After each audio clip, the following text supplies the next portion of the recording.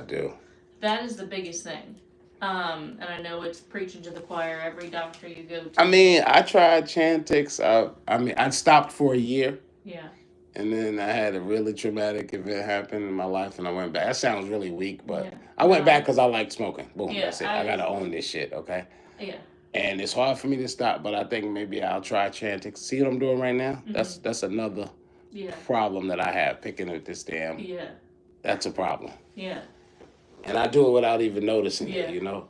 And that's how I lost. You know, they got an infection right. in the first place. Yeah.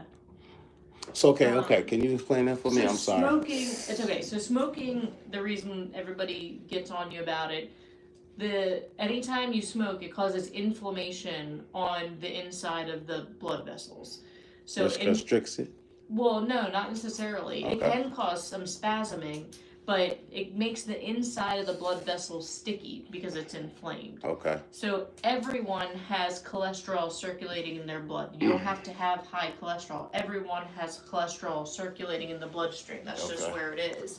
And when the inside of the blood vessels are sticky, the cholesterol sticks to the side of the blood vessels and can eventually build upon itself to create narrowing in the vessel. That's what peripheral arterial disease is, narrowing of the vessels in your extremities. Okay. It can get to the point that the plaque buildup can become a complete occlusion. But that's the word they use. They said that the vessels in my legs are occluded.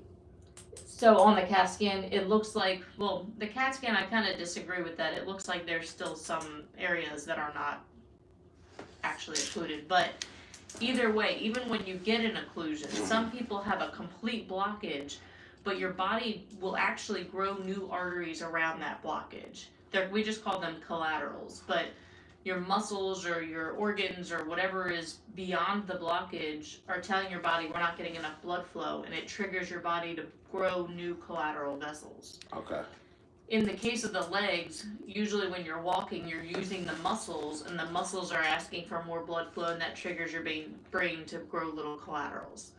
So seeing a blockage or a narrowing in and of itself doesn't mean anything needs to be done. I'd say most people have blockages somewhere at some point.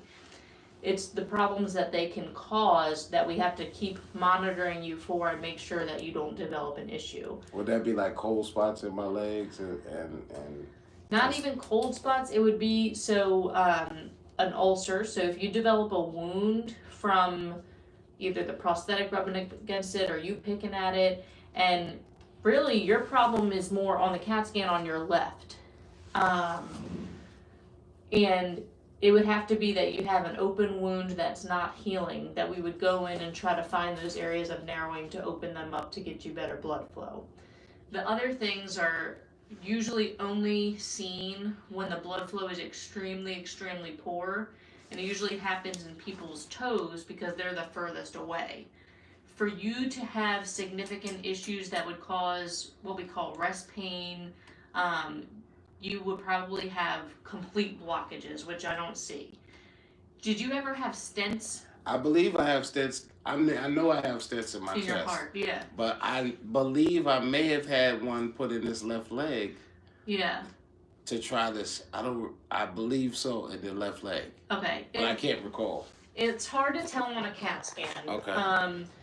Because it shows up just as a white ring, but also calcium can show up as a white ring. Okay. And which is very common in the iliac arteries. But they saw you have a narrowing in your iliac artery, this is your belly button.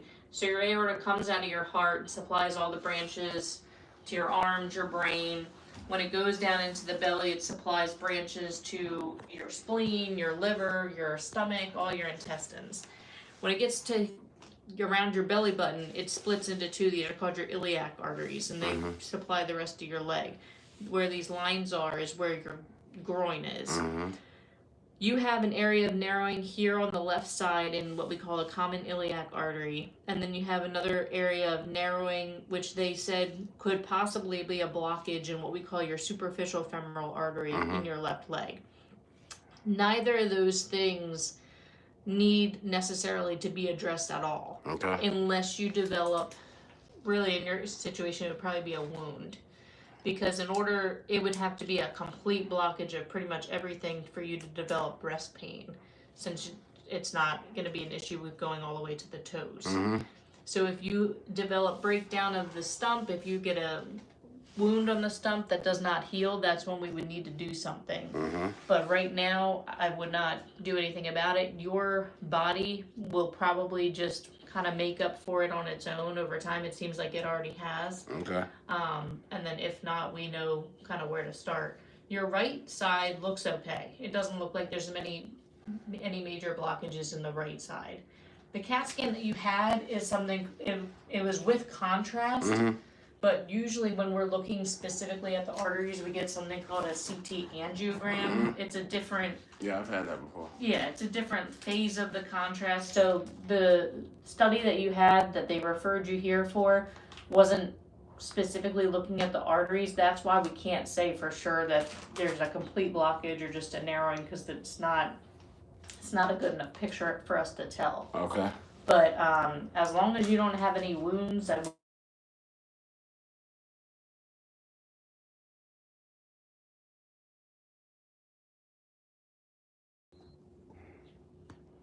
My mother. she live around here? She lives in Monk's Corner. Oh, okay. Yeah. My fiance's from Goose Creek. Okay. So- My son lives in Goose Creek. Oh, yeah. Uh-huh. Small world. Yeah. Well, we haven't run into each other yet. I don't know how. You live in Goose Creek? No, Oh. But between I'm about here, to say, that's a heck of a drive every day. between Delaware and Goose Creek, we got family all in the same places. But do you have a large commute to work, or you live in Florence? I live in Florence. Oh, you're smart. You're Yeah, smart, so yeah. about 15. I used to when I lived up in I lived in Philadelphia, and I commuted Philly. to. Oh yeah, I commuted to New Jersey every